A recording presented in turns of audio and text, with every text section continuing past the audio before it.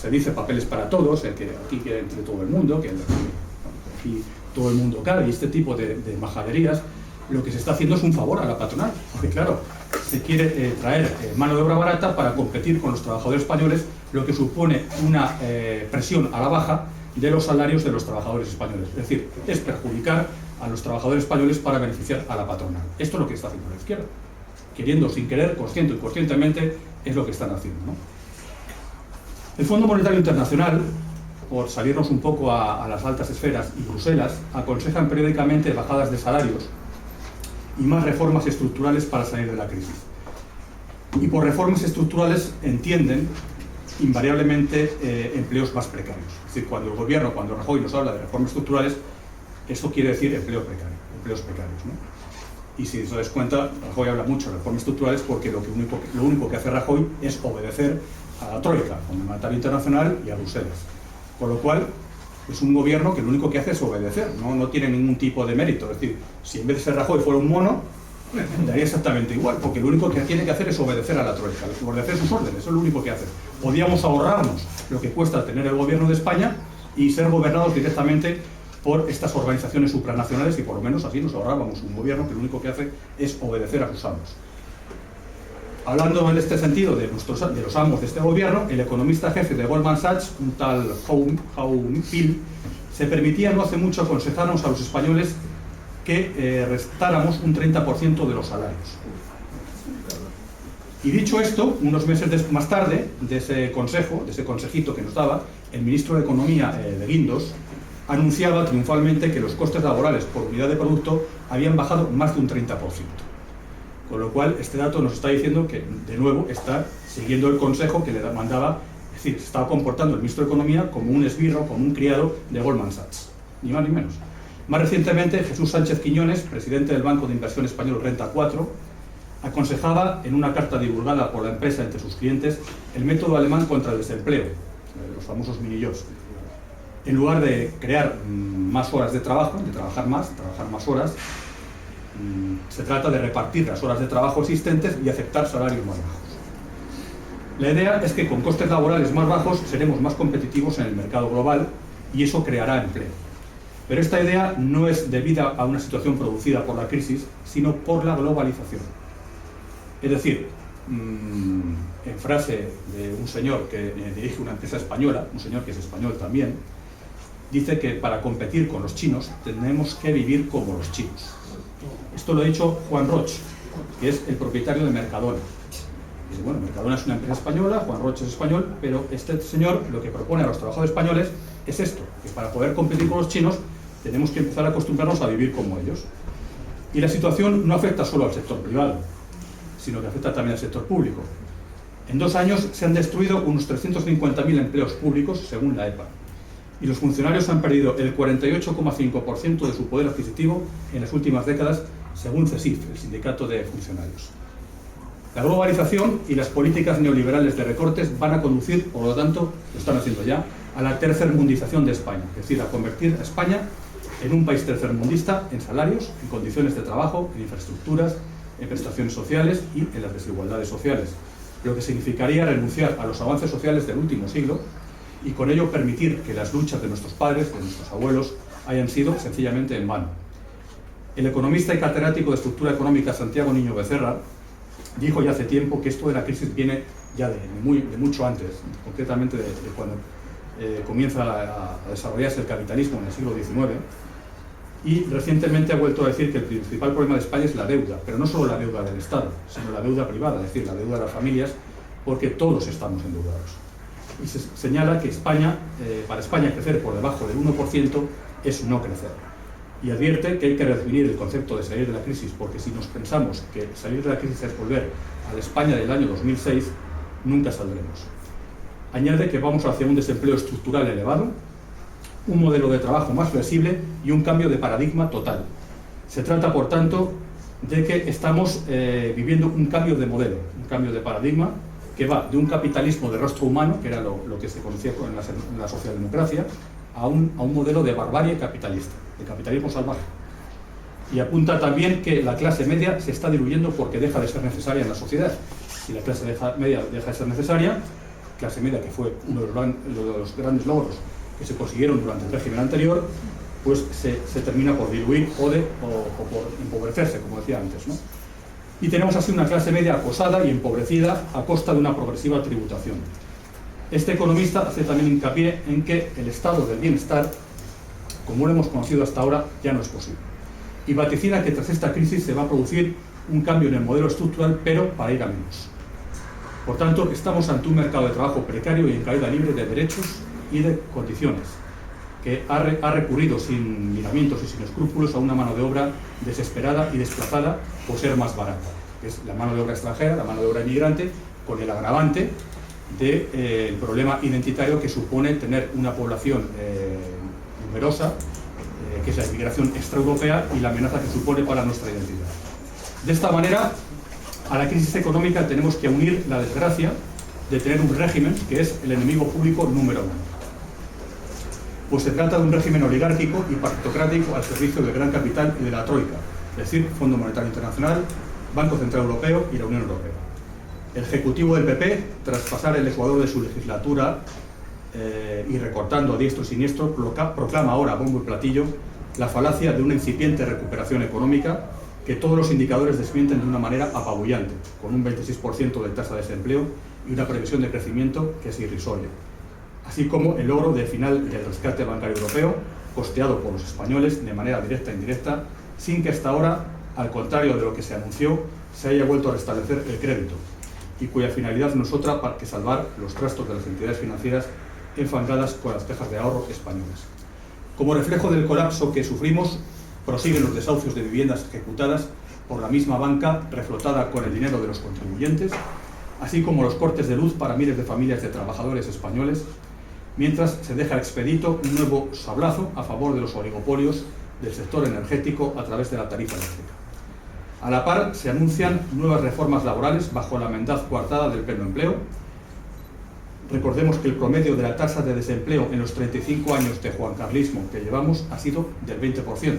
Es decir, esto es un problema que viene ya desde el año 75, que solo significaría, además, más paro y precarización del empleo existente mediante la reducción de salarios y la promoción de esos minijobs o subempleos, profundizando en la desvalorización interna practicada desde el año 2007 por los sucesivos gobiernos del régimen a instancias del Evo. Que nadie se engañe, no asistimos a ninguna recuperación económica, sino que asistimos a la instalación de un nuevo modelo capitalista de rapiña basado en la cruda extorsión de las rentas del trabajo y la privatización del aparato prestacional del Estado que las generaciones anteriores contribuyeron a edificar con su esfuerzo. Se impone, por tanto, la necesidad de una reordenación de España en torno al eje del trabajo y no de las reformas estructurales de los gobiernos juancarlistas dirigidas a la maximización de las tasas de beneficio privado. Fundamentada este nuevo eje, como digo, en la socialización de los sectores energéticos en manos hoy de oligopolios del Reino de España. Y lo peor es que este régimen antinacional, antisocial y corrupto, como el que padecemos, puede desenvolverse sin ser seriamente perturbado. ¿Por qué? Pues porque en lo político el régimen genera sus propios anticuerpos. Lo estamos viendo ya, comentaba antes con Manuel, con las nuevas formaciones embaucadoras que, bueno, alguna ya existía, como Izquierda Unida, o las que están saliendo, como UPyD, Ciudadanos, que ahora saca su plataforma de extensión, que va a ser el Movimiento Ciudadano, y ahora la última de ellas, que ha sido Vox, para satisfacer a descontentos y mantenerlos con votos alternativos en los límites del redil juancarlista. En el caso de Vox, se da además una mezcla bastante repugnante de patriotismo constitucional y neoliberalismo, que es más de la misma purga neoliberal. Eso en lo político. Y luego en lo socioeconómico, el régimen puede resguardar la paz social en medio del mayor desastre económico habido, con la colaboración de los grandes aparatos sindicales que forman parte de la estructura del Estado, que son UGT y comisiones obreras. No obstante, el régimen no baja la guardia y refuerza su última línea defensiva, que es la represiva. La represión, pues pretende contener cualquier conato de movilización popular que pudiera producirse mediante la regulación restrictiva de derechos y libertades fundamentales, mediante un régimen sancionador severo por vía gubernativa, escamoteando cualquier garantía frente a la porra de los antidisturbios. Es decir, en previsión de la protesta, represión. Es obvio que al juancarlismo no le inquietan ni los cambios de tendencia demoscópica que puede haber en las dos facciones del capital, que son sus principales partidos, el PP y el PSOE, ni las mareas estas satelizadas por los sindicatos de clase, que es la marea verde, que es la marea blanca, que es la marea tal, la marea cual, ni mucho menos estas nuevas, estos nuevos partidos que surgen de carcas trasnochados, como el que acabo de comentar hace poco, sino que por el contrario lo que sí le enerva al régimen es que se puedan extender formas de lucha propia de la acción directa de masas, como son las movilizaciones y las concentraciones en las calles y el asedio a sus sedes institucionales. Es esta vía de acción política la que corresponde a este periodo decisivo. Mientras que la presentación de candidaturas a elecciones o secundar las iniciativas y huelgas generales convocadas por las burocracias sindicales son las formas de participación controladas por el régimen a batir. Es decir, estas formas de participación están bajo control del régimen. Ni la experiencia reciente ni la correlación de fuerzas permiten augurar la eclosión de ningún movimiento que en lo inmediato vaya a enfrentarse al régimen, y menos bajo la divisa de una revolución nacional y social. Media una ardua tarea preparatoria para dotar de organización y contenido a la lucha que tarde o temprano destacará a más compatriotas contra el juancarlismo, aunque ya entonces sea sobre las ruinas de España. A ello debe contribuir la resistencia y la lucha al derrocamiento del régimen, tratando de ser esa resistencia y esa lucha un puesto avanzado de combate ideológico y político por nuestra refundación nacional en un pueblo español constituido en una república del trabajo. Y para ello hay que dirigirse al pueblo entero, es decir, a todo el pueblo español. Pero especialmente hay que dirigirse a los trabajadores, a los jóvenes y a los parados. Yo creo que fundamentalmente hay que dirigirse a estos tres colectivos y no a los empresarios o a los carcas trasnochados de siempre, como hacen estas formaciones que están surgiendo ahora. Desde el año 2007, el conjunto de la población, especialmente la clase trabajadora, los trabajadores, los jóvenes, los pensionistas, los estudiantes, los desahuciados y, en definitiva, la mayor parte de la sociedad, viene soportando sobre sus espaldas el peso de una crisis económica provocada y diseñada desde el poder, desde la clase imperante y poderosa, la clase política, la patronal, la banca y los mercados reconvertidos en nuevos dioses capaces de hacer retroceder en décadas la calidad de vida de la mayoría de la sociedad. Desde el estallido de la burbuja inmobiliaria hace más de 5 años, hemos sufrido enormes recortes sociales y retrocesos en derechos laborales, sociales, sindicales, medioambientales y el desmantelamiento y privatización de los servicios públicos de manera nunca imaginada, que nos han conducido a una situación a la cual tenemos que hacer frente. Mediante decretazos y tijeretazos, el poder ha logrado que la situación sea desesperada y dantesca.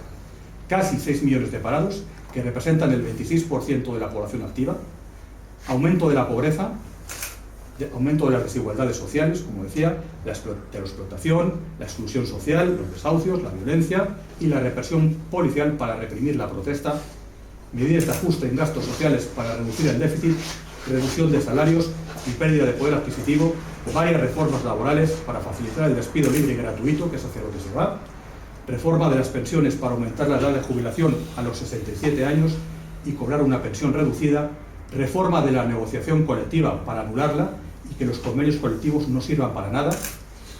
Hago un inciso para recordar unas declaraciones que ha hecho hace poco el último director de La Gaceta, de este diario, de esta gacetilla de la extrema derecha, un niñato ultraliberal, se vanagloriaba de que la negociación colectiva vaya a desaparecer, sea anulada y que los convenios colectivos ya no sirvan para nada, porque decía este niñato que la negociación colectiva y los convenios colectivos son una reminiscencia del franquismo, lo mismo que dice Esperanza Aguirre. Y añadía que esa reminiscencia del franquismo, que es la negociación colectiva y los convenios colectivos, tenía su origen, que viene del franquismo, tenía su origen en la Carta de Laboro de la Italia fascista. Entonces estaba muy contento de que esto se esté desmantelando. Bueno, pues ahí queda esa reflexión.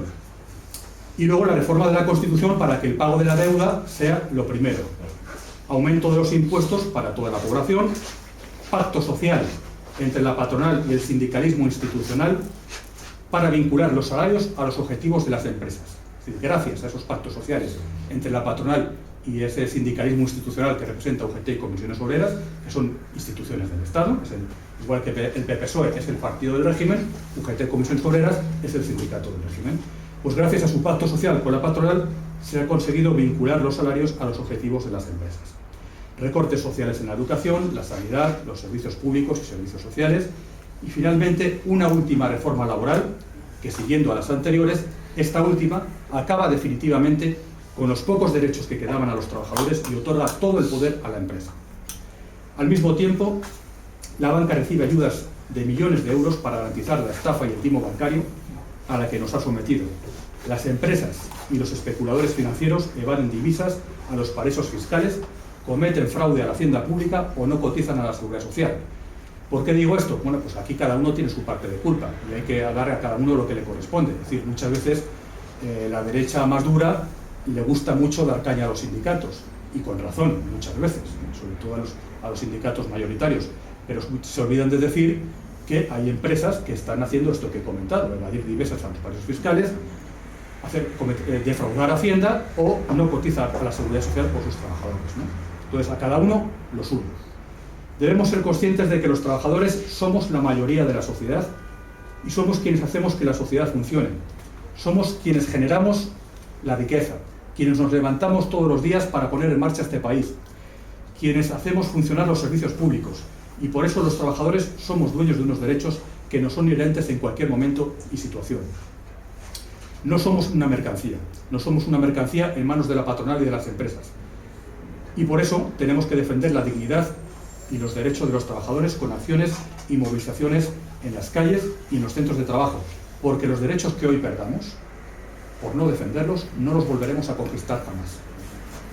Y porque es urgente y necesario dar una respuesta a esta violencia que el sistema está ejerciendo contra nuestros derechos, nuestras vidas y nuestra convivencia en forma de paro masivo, de ERES, exclusión social y represión por parte de los principales culpables que generaron esta crisis económica y sus gestores políticos, hasta conseguir que se derogue la reforma laboral y todas las leyes antisociales que se están aprobando.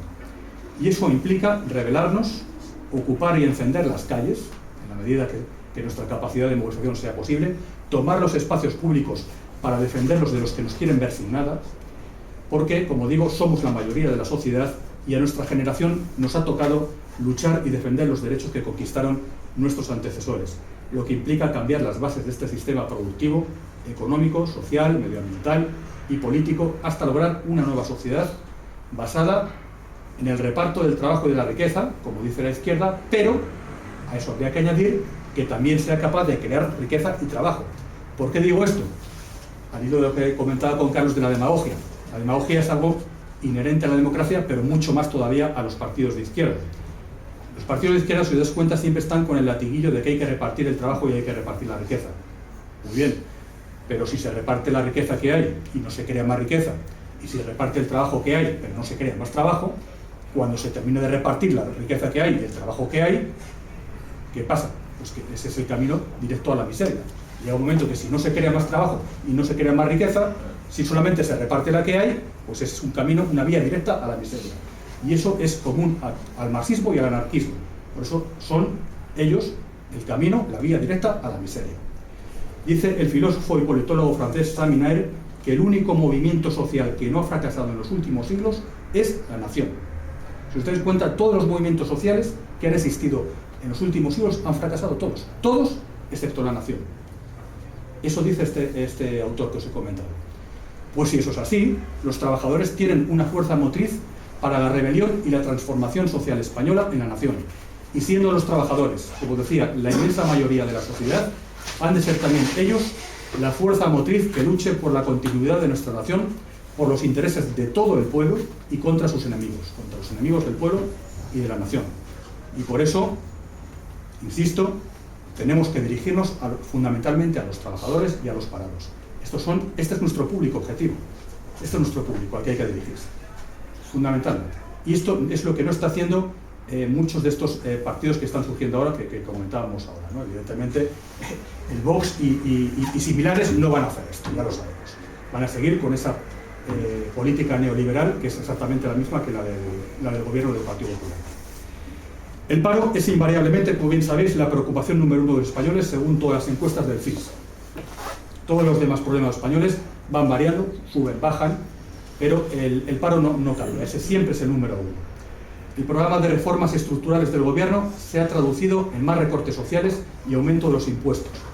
Y la previsión del paro es que descienda, según dicen, en un punto, es decir, del 26 al 25% en el año 2016, cuando, según la prospectiva del Gobierno, el PIB crezca poco más de un 1%, y ello bajo la supervisión de Bruselas, que nos concede un aplazamiento de 2 años para el cumplimiento del objetivo del 3% de déficit. Y las reformas pasan también por meter mano a la jubilación y a las pensiones con la introducción del factor de sostenibilidad como camelo para justificar la inviabilidad del sistema público de pensiones. Pues bien, desde que el PP, desde que el Partido Popular está en el Gobierno, se han destruido 1,3 millones de puestos de trabajo. Eso no lo dicen, claro. 1.300.000 puestos de trabajo se han destruido desde que el Gobierno del PP está en el poder, superando con creces la herencia recibida. De un Gobierno que tiene mayoría absoluta, que ya lleva 2 años gobernando y todavía nos sigue hablando de la herencia recibida por el Gobierno anterior de Zapatero. Ya está bien, ¿no? Tiene mayoría absoluta, llevan 2 años en el Gobierno. Y durante esos 2 años han destruido 1.300.000 puestos de trabajo. Rajoy miente cuando habla de recuperación económica, porque no existe un nuevo modelo productivo que reemplace al ladrillo para el relanzamiento de la economía, ni condiciones objetivas para que se produzca ninguna mejoría, ni tampoco existe ningún sector capaz de revertir la tendencia a la caída del consumo y la inversión, pues el sector público aparece embarrancado por la austeridad presupuestaria dictada por la Unión Europea, a la par que mantiene el lastre autonómico y le permite aún mayor endeudamiento. Ojo, que no solamente el endeudamiento viene de las autonomías, sino también del Gobierno central. Esto también hay que tenerlo en cuenta. Y poco se puede esperar también del sector privado y de su raquítico tejido empresarial, puesto que la mayoría de las empresas de este país son pymes, son empresas muy pequeñitas, que además es un sector, un tejido empresarial en acelerada descomposición, débil de por sí por su pequeña estructura y baja productividad, y diezmado por el cerrojazo crediticio de una banca parasitaria que sigue sin abrir el crédito a las empresas. Y en cuanto a la panacea exportadora, que se habla de las exportaciones se dirigen mayoritariamente a un área económicamente deprimida como es la eurozona, la zona euro, a la que el Fondo Monetario Internacional pronostica recesión, con la consiguiente contracción de la demanda. Y en cuanto a las exportaciones que se destinan no a la zona euro, sino allende los mares, a otros lugares más lejanos fuera de la zona euro, pues lo hacen bajo una moneda demasiado fuerte, como es el euro, troquelada a conveniencia del Banco Central Europeo y de la Unión Europea, pero no a conveniencia de España, y que no facilita ninguna ventaja competitiva en los mercados exteriores. Los grandes aparatos sindicales del juancarlismo que mencionaba antes, UGT y Comisiones Obreras, han caracterizado la situación de emergencia nacional y han clamado por un pacto nacional por el empleo. Pero a ellos habría que decirles que a esta catástrofe han contribuido ellos también con su complicidad. Ellos también son cómplices. Y por su apoyo a las políticas de estabilidad, competitividad y convergencia con Europa, que han supuesto el desmantelamiento global de cualquier resorte de potencial económico en todos los sectores y la condena al paro en masa de los españoles. El rey, el Borbón, se ha ofrecido como árbitro y moderador en una iniciativa que trata de restituir la imagen de la corona borboneando, que es lo suyo. Por el momento, el gobierno de Rajoy solo cuenta con los agentes sociales, pero no debe descartarse que de acometer nuevas reformas estructurales, tal como exige Eurolandia, se realicen con el concurso del resto de los partidos del régimen y actores económicos en el contexto de un gran acuerdo o pacto nacional, una especie de reedición de los pactos de la Moncloa, que sirva para prestigiar el liderazgo de este régimen en crisis, que, de imponerse, caerá a plomo sobre los asalariados, los funcionarios, los autónomos, los pequeños empresarios, los parados y los pensionistas. A estas alturas se ha desvanecido el mito del Partido Popular como partido de gestores eficaces. ¿Cuántas veces hemos oído a los peperos decir que ellos, a diferencia de los sociatas, que era gente que no tenía formación, su gobierno estaba formado por gestores eficaces, por gente muy preparada, con muchos másters del universo, y que han quedado ahora en evidencia? Todos estos grandes gurús con másters en Estados Unidos, en Minnesota y en Porlapí, han quedado en evidencia una vez más, ¿no? Porque una vez más las patrañas de su programa electoral, con el que engatusaron a sus votantes, con el gancho del crecimiento económico y su compromiso con el empleo, que a la primera de cambio lo que han hecho ha sido machacarnos con una reforma laboral en línea con las precedentes reformas laborales del gobierno anterior, ¿no? Con todas las precedentes reformas laborales que han existido anteriormente, para hacernos llegar hasta aquí, a la situación que tenemos ahora, con casi 6 millones de compatriotas expulsados del trabajo y a la intemperie. El Partido Popular no significa por esto que no sepa lo que hace. El Partido Popular sabe muy bien lo que hace. El PP sabe lo que hace, y lo que hace es salvar y sanear los enclaves del gran capital en apuros, como la banca y las cajas, y propiciar, en un momento de depresión económica, las condiciones necesarias para maximizar el beneficio a costa de los trabajadores mediante las reformas estructurales, como la reforma laboral o la reforma de las pensiones, y la redimensión del aparato asistencial del Estado y la redistribución de la riqueza, para que a largo plazo el capital pueda catapultarse en un nuevo ciclo expansivo. Y cuando vuelva un nuevo ciclo económico expansivo, que el capital se pueda de nuevo catapultar. Eso es lo que está intentando hacer el gobierno, ¿no? Estamos, es verdad, en un estado de emergencia nacional desde hace por lo menos 6 años, cuando estalló la crisis, y lo seguiremos estando. Y lo seguiremos estando muchos años más si los trabajadores, es decir, la mayoría de los españoles, no nos movilizamos, no ya para defender unos derechos en retroceso, sino para conquistar un nuevo estatus, sacudiéndonos de encima la hegemonía del gran capital y sus malditos ciclos económicos, cuyas etapas de recuperación y auge solo representan un escalón previo para preparar una nueva devastación, aún más profunda si cabe, en la próxima recesión y vuelta a empezar. Lo característico del capitalismo, ¿no? Los ciclos económicos. Vacas gordas, vacas flacas. Bien, romper con este círculo vicioso implica la defenestración de todas las oligarquías. Es decir, de las oligarquías políticas, sindicales, financieras y oligopolistas de la monarquía juancarlista, que son los principales responsables del desastre, para restaurar una república que quiebre la subordinación al Fondo Monetario Internacional y a la Eurolandia de la Unión Europea y del euro, y que recupere nuestra soberanía nacional, popular y económica para alumbrar un nuevo modelo productivo, potente, basado en el rearme industrial y tecnológico. España se ha quedado sin industria desde el año 75, si no hay industria no hay empleo, acometido por un vigoroso sector público, que es lo que hacía falta también, dentro de un plan de socialización de los sectores estratégicos y de socialización del sistema financiero en una banca pública nacional. Que serían lo que habría que hacer, ¿no? Se dice hoy que hay que generar deuda para fomentar el desarrollo del crecimiento y bajar el paro, lo cual es cierto, pero solo es cierto si se aplica de una forma lógica y no como se ha aplicado y como se quiere aplicar. Y para que esto sea así, hay que tener en cuenta 3 condiciones, que son referente a la deuda. En primer lugar, se puede generar deuda si con ella se fomenta una producción útil que genere a su vez al Estado los ingresos suficientes para poder anular la deuda inicial. En segundo lugar, también se puede generar deuda ante un problema grave o una necesidad urgente, una catástrofe, siempre y cuando se establezca un plan para retornar esa deuda.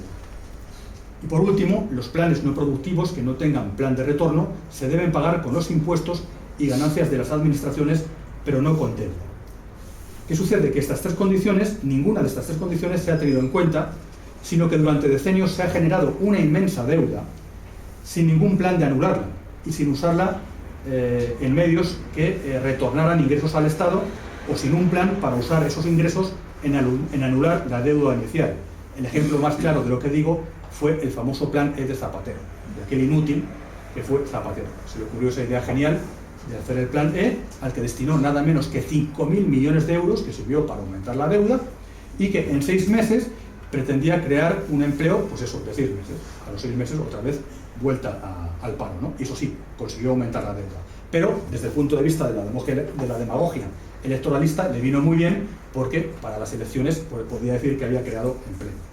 Y claro, los demócratas funcionan así, ellos funcionan a elecciones vistas. Por eso no son estadistas, los políticos funcionan a elecciones vistas, no funcionan a planes de a largo desarrollo, sino hacia las próximas elecciones. Entonces, cuando se echa la culpa de la crisis a un elemento puntual, como fue la burbuja inmobiliaria en España, siempre se dice esto muchas veces, es que esto en España viene por la burbuja inmobiliaria, como en Grecia por el derroche o el despilfarro, o como en Estados Unidos por las hipotecas basura, ¿no? que es lo que comenzó allí la crisis. Y en España la burbuja inmobiliaria. Bueno, pues esto, hay que decir, es un elemento puntual. Pero esto, digamos que fue debido al boom del ladrillo, ¿no? en ese momento. Pero no se fijan, los que dicen eso no se fijan en el estado previo de deuda ni en la progresiva esclavitud de esta deuda sobre todas las democracias, la nuestra y todas. Por eso no entienden que la causa real de todo el problema es la idea de endeudamiento progresivo, y la explosión del año 2007 en adelante es solo una fase terminal de ese problema inicial. ¿Recordáis cuando surgió el movimiento de los indignados del 15M, del que ya no queda ni rastro? Esto pasó sin pena ni gloria, parecía que se iban a comer el mundo, y de esto ya no queda ni el recuerdo. Cuando ocupaban, ¿os acordáis cuando ocupaban las plazas hace más o menos 2 años, que ocupaban las principales plazas de las principales ciudades de España? Aquí, pues, cuando ocuparon la Puerta del Sol, aquí en Madrid, yo un día me acerqué, incluso había gente de nuestro ámbito que decía, tenemos que estar ahí, es que, ¿por qué no estamos ahí? Bueno, yo un día me acerqué por curiosidad, pues, a la Puerta del Sol, me imagino que muchos de vosotros también pasaríais por ahí algún día, y como esta gente, pues en aquel momento en la Puerta del Sol, aparte de guardear la plaza, celebraban asambleas abiertas y participativas en las que cualquiera que llegara allí podía participar, pues yo me acerqué a una de esas asambleas, de esas reuniones que tenían, y me acerqué pues interesado por lo que decían. Bueno, vamos a ver qué dicen, escuchar. Y entonces escuché en una de ellas que estaban reclamando el fin de todos los recortes que por entonces empezaba a lanzar el gobierno en aquel momento, hace un par de años, ¿no? Hay que acabar, hay que poner fin a todos los recortes que el gobierno está poniendo en marcha. Pero, sin embargo, no daban ninguna solución para el problema de la deuda en la que está basada la crisis. Esto no lo dice, que la crisis está basada en la deuda. Y entonces yo les hice una pregunta, cuando terminaron de exponer su razonamiento, yo les hice como las asambleas son participativas, yo hice así, y dije, oye, tengo una pregunta para ustedes. Y les hice una pregunta, solamente les hice una. Les dije, vamos a ver, si ahora el gobierno aumentase la deuda pública para poder mantener, incluso poder aumentar las prestaciones, anulando los recortes, ¿estaríais de acuerdo? ¿Estaríais de acuerdo si el gobierno aumentara la deuda pública para poder mantener o incluso aumentar las prestaciones? Y para sorpresa mía, aunque me lo preveía, aplaudieron la solución, les pareció muy bien. Estupendo, sí, sí. Y entonces, si así se hacía, pues ya no habría más protestas. Si el gobierno hiciera eso, se acabaría la protesta. Es decir, no les importaba dejar más endeudadas a las próximas generaciones, ni cómo pagar los intereses de esa nueva deuda, ni el futuro del país. Ellos solamente pensaban en su interés ahora, pero no en sus nietos. Y bueno, ¿y qué va a pasar con los que vengan detrás? Que vengan detrás, que arre. Lo único que le importaba es el aquí y ahora, el carpe diem, como dicen, ¿no? Se han efectuado cientos de manifestaciones de todos estos indignados en contra de los recortes, pero ni una sola manifestación cuando se aumentaba la deuda, más los intereses de la deuda, para protestar por el endeudamiento que se dejaba a las próximas generaciones.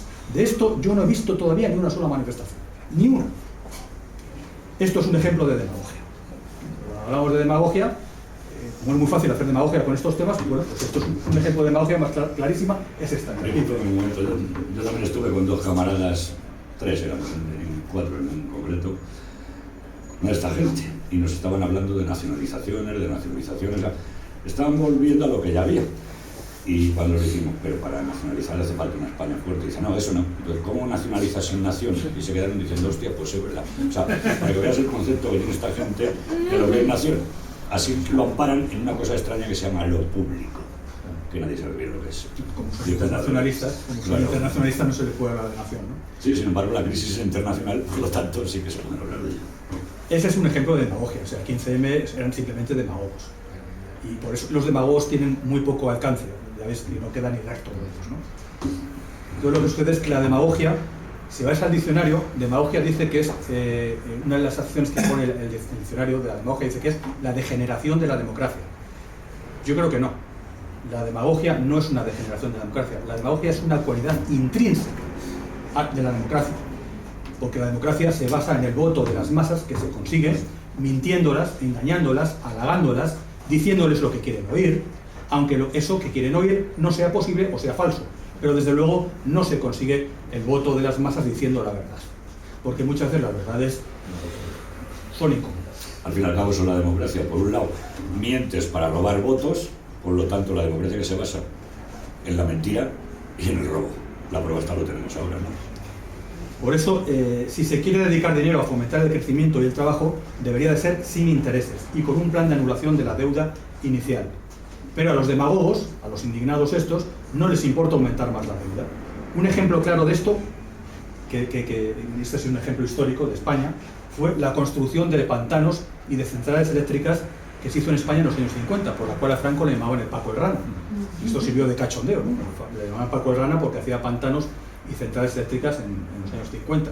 Gracias a eso, la pertinaz sequía, pues hemos podido beber en los meses de verano, ¿no? Y nos convertimos en la octava potencia industrial del mundo. Exactamente. Porque con la electricidad se fabrica. ¿Cómo se hizo esto en los años 50 en España? Bueno, pues se generó entonces dinero deuda. Es decir, se generaron pesetas deuda. Entonces era la pesetas deuda, y se generó por el Banco de España, que era entonces nuestro banco central, sin intereses. Pero los beneficios de las eléctricas, de las centrales eléctricas y del regadío, de los regadíos, permitieron en poco tiempo anular esa deuda. Este tipo de soluciones son perfectas, especialmente cuando el Estado dispone de la capacidad de generar dinero deuda sin intereses por su banco central, que entonces era el Banco de España. ¿Qué sucede? Que en la Europa actual el primer problema que tenemos es que ese dinero deuda debe ser generado por el Banco Central Europeo. Como ya no tenemos soberanía nacional, la política monetaria no la decide el gobierno de España, sino que ahora mismo ese dinero deuda, como digo, debe ser generado por el Banco Central Europeo y no por el Estado. Y el Banco Central Europeo se lo presta al Estado con intereses. Con lo cual ya empezamos mal. Pero aún así sería posible si esa deuda se aplica a algo que vaya a permitir beneficios como para anular la deuda. O sea, la deuda no debe ser eterna, sino que tiene que tener un plan de anulación. De lo contrario, el problema son los intereses de la deuda. Este es el problema. La deuda tiene intereses. Y por eso la deuda ha subido del 60% al 100% en los 4 años que llevamos de crisis. Del 60 al 100%. Y eso pese a los recortes brutales efectuados, que solo han servido para que tengamos aún un déficit anual del 6% en el año 2012. Muy lejos todavía del objetivo de déficit del 3% que nos exige la Unión Europea.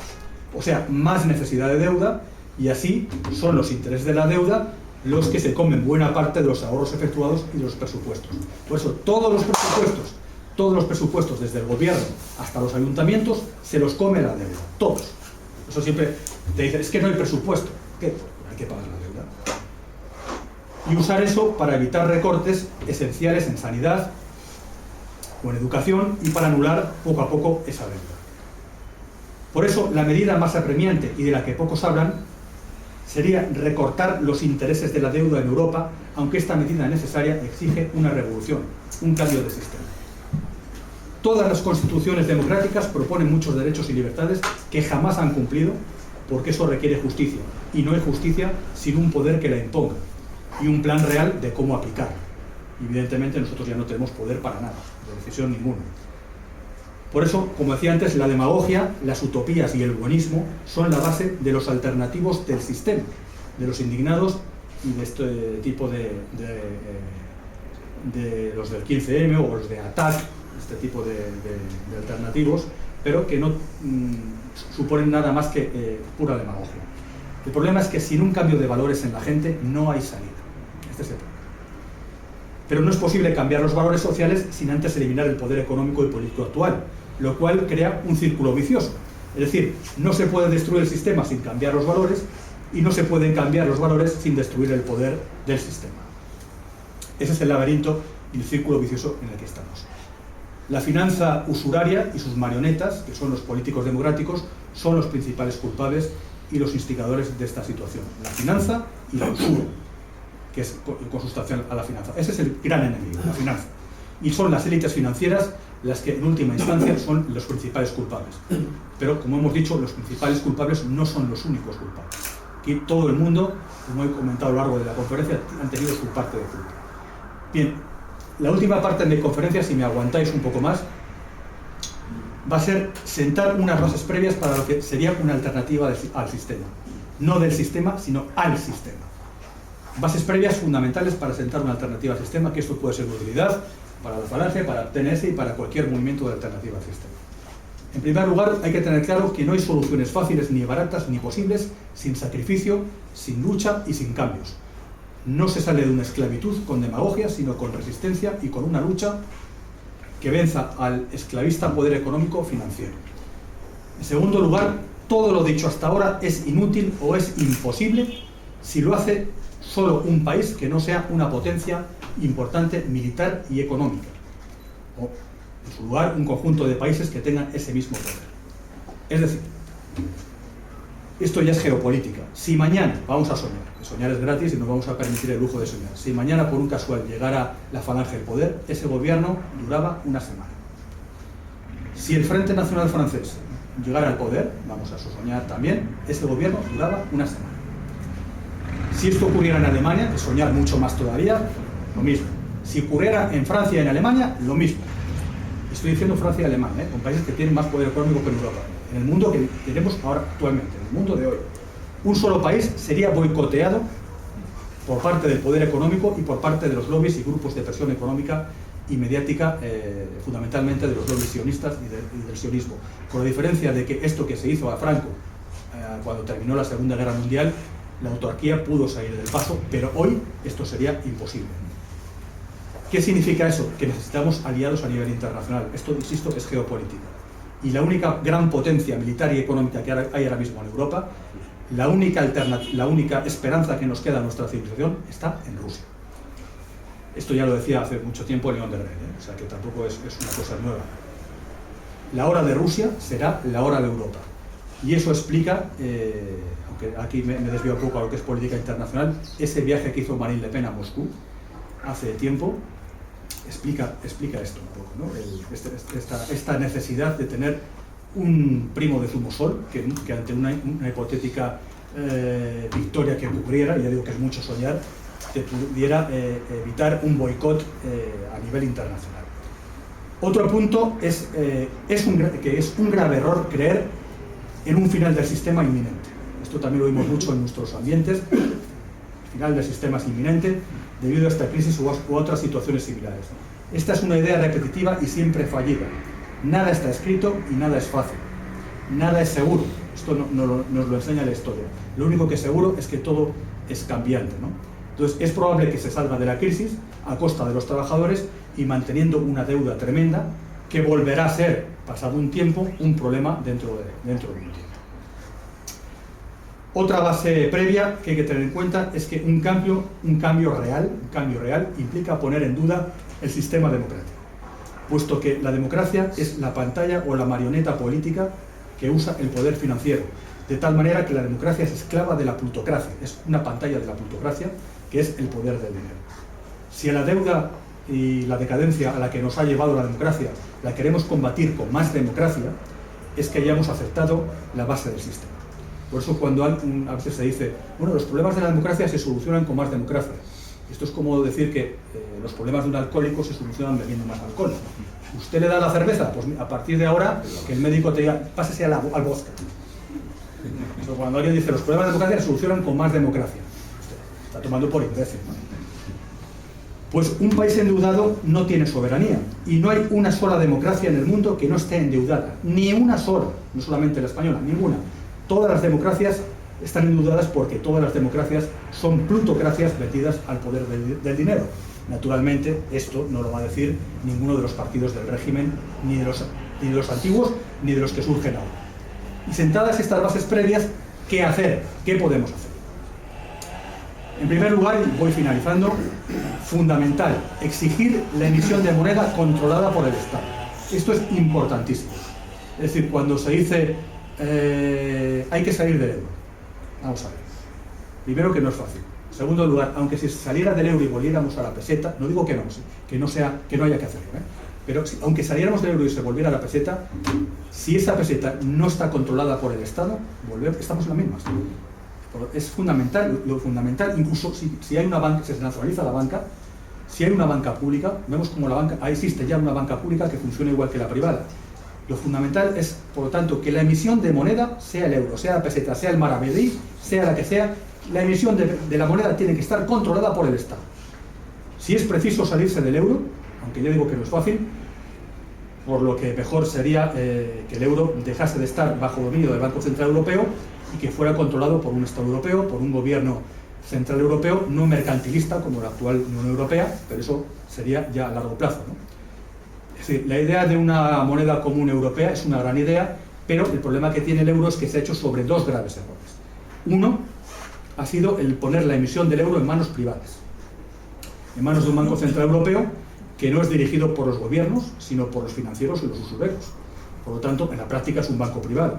Y la moneda única debería estar emitida por un gobierno único y no por un banco en privado que está por encima de los gobiernos y de los estados. El otro error sobre el que se ha construido el euro es que una moneda común entre países con grandes diferencias de tipo económico, de tipo fiscal, comercial, etc., impide a los países con problemas económicos, los países que tienen más problemas, como España, nos impide depreciar o devaluar nuestra moneda, como sería lo lógico si la moneda representase, como debiera ser, el valor de su trabajo y producción. Ello requiere un gobierno único, pero la Unión Europea actual no es una unión, sino que es una desunión de egoísmos, de intereses comerciales, de mercaderes, sin más unidad ni más cooperación fuera del interés comercial de cada uno de sus miembros. El problema es que, como digo, abandonar el euro es un tema complicado y problemático debido al enorme endeudamiento en euros de todos. Es decir, la deuda está en euros. Y aunque nos saliéramos del euro, la deuda seguiría en euros.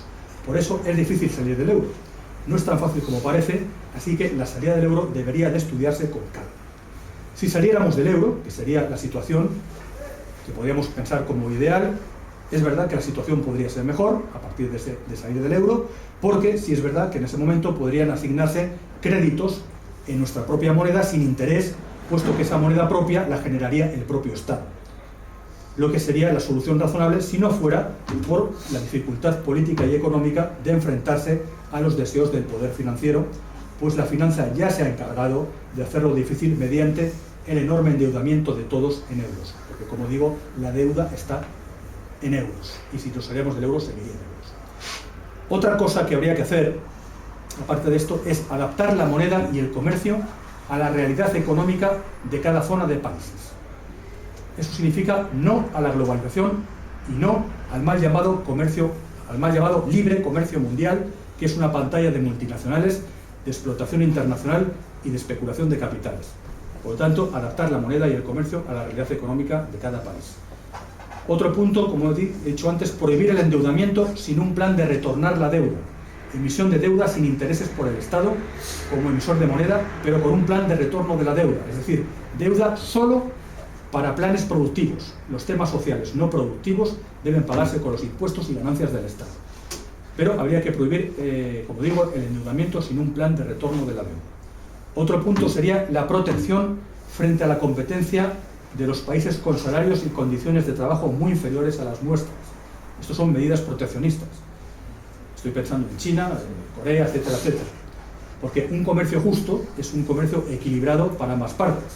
Entonces, muy bien el apoyo a los países que tienen problemas económicos, pero no a base solo de explotar sus materias primas ni de regalarles dinero a sus gobernantes, que son unos ladrones. Porque claro, hay que decir que el primer problema de esos países es que los primeros ladrones son sus gobiernos. Esto es lo que se suele decir. Claro, como los primeros ladrones son sus gobiernos, entonces regalar dinero a gobernantes que son unos ladrones, pues no es la solución. Y además hacerles dependientes de la ayuda externa. Por lo tanto, hay que tomar medidas proteccionistas frente a la competencia de estos países que tienen salarios y condiciones de trabajo muy inferiores a las nuestras, mediante una política arancelaria, de aranceles. También habría que prohibir a las empresas nacionales tener contacto con países que sean paraísos fiscales. Prohibir atracar barcos con bandera de conveniencia, prohibir las deslocalizaciones industriales y empresariales sin aprobación estatal. No es que yo sea partidario de prohibir, pero hay cosas que evidentemente deben de estar prohibidas, y estas cosas tendrían que estar prohibidas. Y por supuesto, ya digo, que las empresas nacionales no tengan contacto con países que sean paraísos fiscales. Y también otra cosa que habría que hacer es el procesamiento, como se diga, a los financieros, políticos y partidos por sus actuaciones pasadas mediante una ley de retroactividad que contemple la no prescripción de sus delitos como crímenes contra la humanidad, porque eso es lo que son estos individuos, auténticos criminales, y la expropiación de sus bienes personales y de los partidos si son declarados culpables. Esto debería de hacerse pues, por una ley que evidentemente encausara y juzgara a todos estos miserables. Y por último, y ya finalizo, explicar a la población la necesidad de sacrificios para solucionar la deuda no eliminable. Esto supondría un estado de emergencia, un estado de excepción, por una temporada, para arreglar, al menos en parte, el desmadre del endeudamiento del pasado. Y esto habría que explicarlo, ¿no? Y por otro lado, que los medios de información de masas dejaran de ser negocios capitalistas, negocios del capitalismo, para pasar a ser instrumentos de función pública al servicio de diversas opiniones, que tengan diversas opiniones, eso está muy bien, pero que esas opiniones no estén controladas por negocios de capitales privados. Y con esto, gracias por haberme aguantado, finalizo mi conferencia y si queréis abrir alguna pregunta o... Bueno, antes...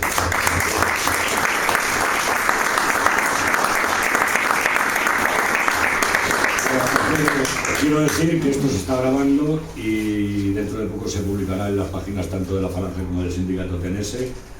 Desde luego es recomendable que lo hagáis, que lo oigáis, que se lo digáis a la gente que haga lo mismo, que lo escuche, porque en mi particular es la conferencia socioeconómica y nacional más impresionante que he oído en los últimos años. Si este hombre va al gato al agua, no que se lleve los gatos, es que se queda con intereconomía para él solo. Para que veáis la diferencia de lo que son los economistas liberales, que nada más que piensan en una renta del capital, a lo que es una persona que ama España, ama a los españoles y quiere servir ante la tabla. O sea, que distingáis la gente que quiere ser española o la gente que quiere ser económicamente chupando de la economía. Repito, es la conferencia más impresionante socioeconómica que he oído. Y ahora mismo pues empezamos un turno de José Luis. Sí, bueno, simplemente enviaros una pequeña receta. Ahora estamos hablando de estadística del paro y demás. Entonces, explicaros nada más que dos índices. Todo lo demás es mentira gruesa. Primero, lo único que os interesa es saber el número de trabajadores que cotizan a la seguridad social, que son números ciertos, números cerrados. Es decir, ¿cuántos trabajadores había cotizando a la seguridad social hace 2 años, 3, 5? ¿Cuántos hay ahora? Y eso que son abajotadas, es decir, en mi tierra. Segunda cuestión, ¿cuántos son los parados que existen en España? Es decir, gente que está parada porque no puede trabajar. Todo lo demás, la estadística es la escuela de la gran mentira, lo dice un sociólogo. O sea, es una gran mentira. Yo puedo tratar las estadísticas como democracia.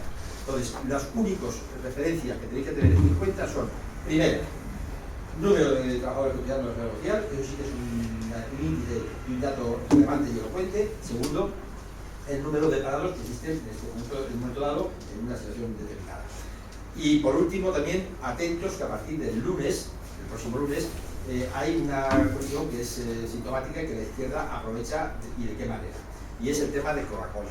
Coca-Cola es el ex libris del capitalismo. Es decir, Coca-Cola significa Estados Unidos, capitalismo, esto y lo otro. Coca-Cola es un poco la bandera de lo contrario.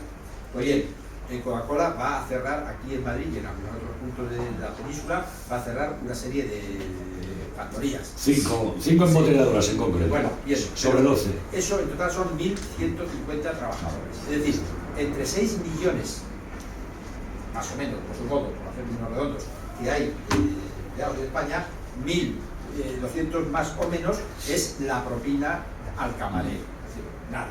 Pues bien, estad atentos porque a partir del lunes se va a desencadenar lo mismo que ha pasado en Burgos, que hubo unas obras de una, vamos, tendría razón, pero una cuestión meramente local y municipal y tipo administrativo, que un ayuntamiento ha creado o ha generado un conflicto fuerte en España.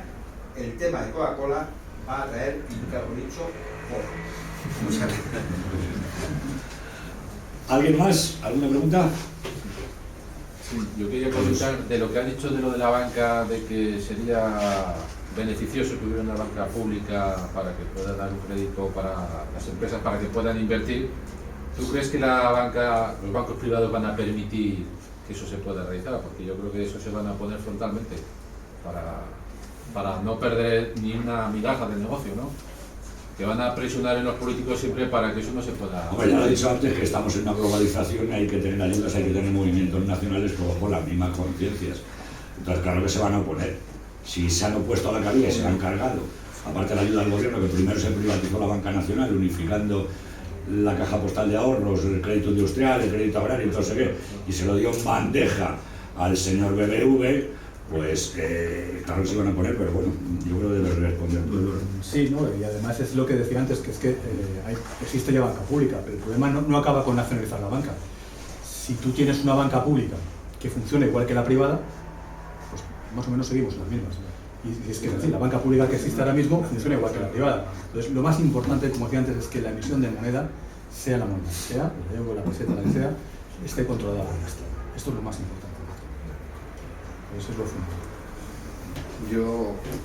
Yo quería reafirmar lo que ha dicho Carlos, que me ha parecido una conferencia buenísima, me ha parecido espectacular, de las mejores que yo he ido en esta casa y en muchas casas. Eso significa que dentro de poco vienes a otra.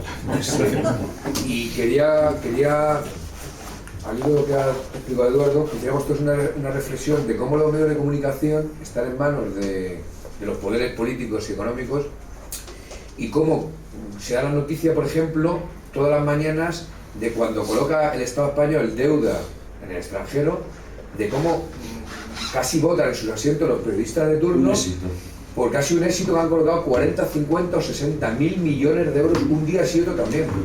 Efectivamente, como decía Eduardo, ahora mismo el endeudamiento del Estado español, del Reino de España, es del 100% sobre su Producto Interior Bruto. O sea, una deuda que no nosotros, sino nuestros hijos ni nuestros nietos van a ser capaces de pagar jamás en la vida, a no ser que se haga lo que nosotros queremos, que es una verdadera revolución y renegociar esa deuda o hacer una quita por lo sano directamente de ella.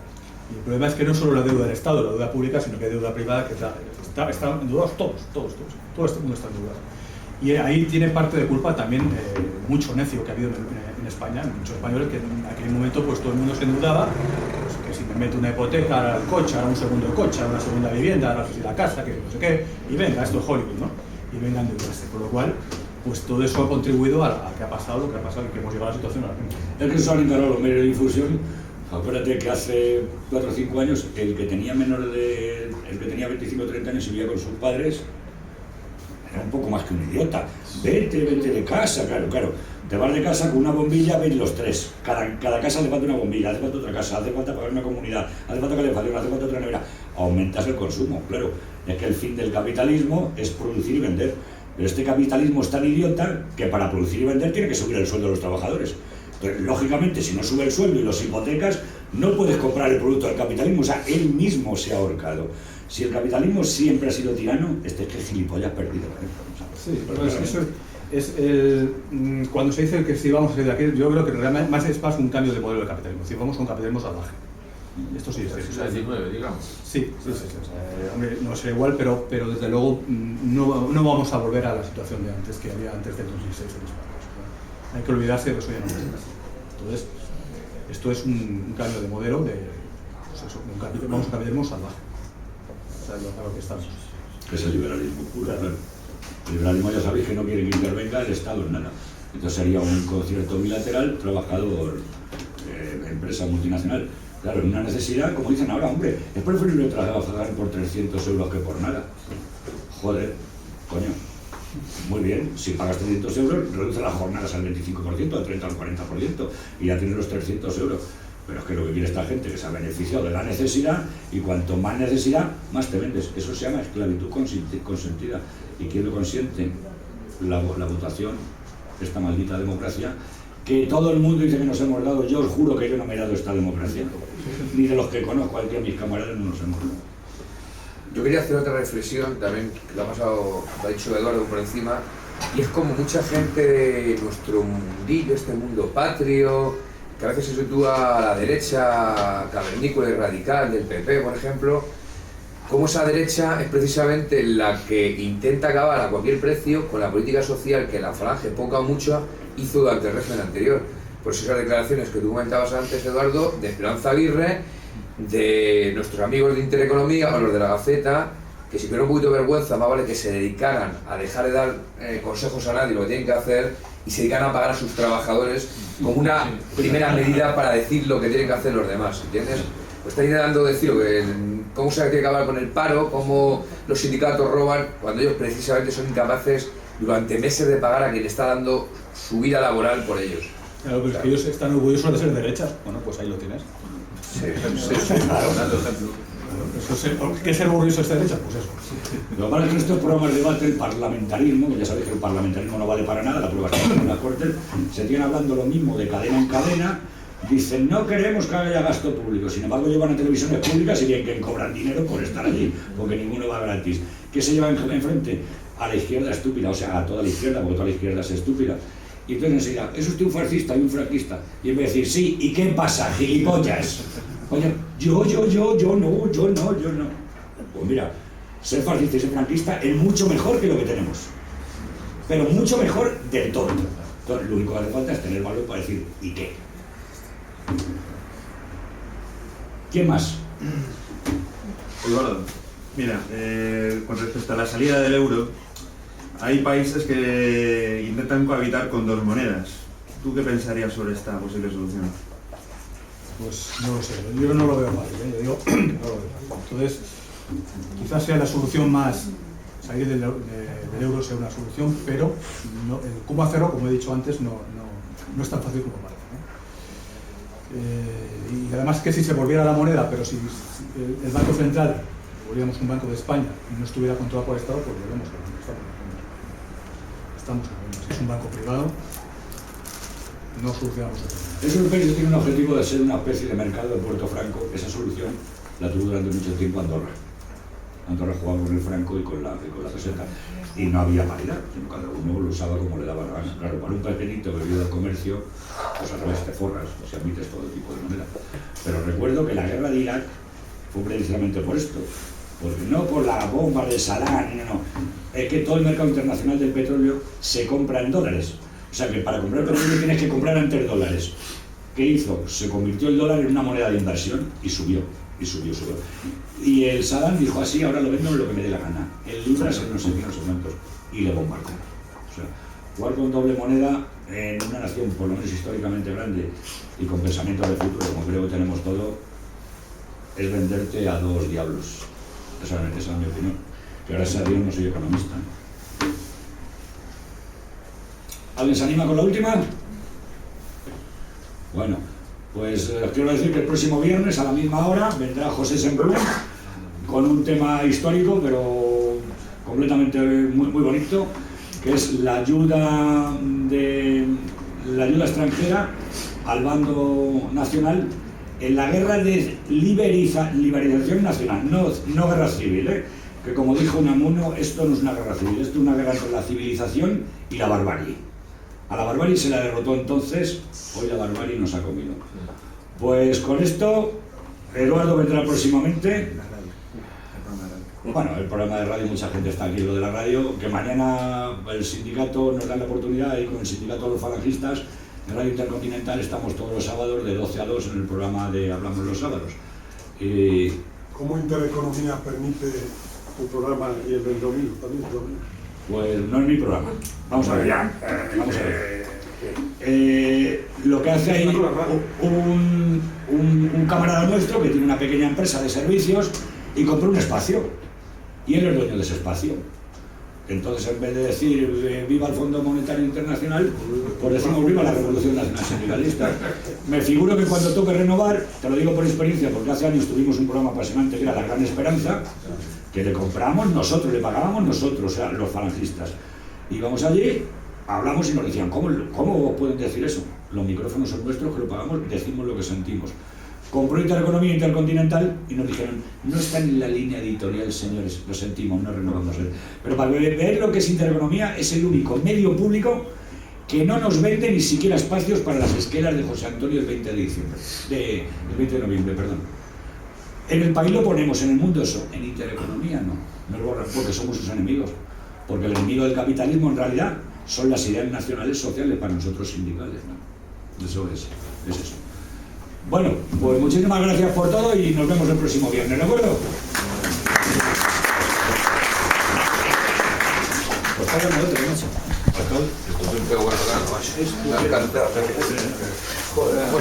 Eso el silencio sepulcral. ¿Ha sido? Qué bueno. Ahora que sí. Hasta luego.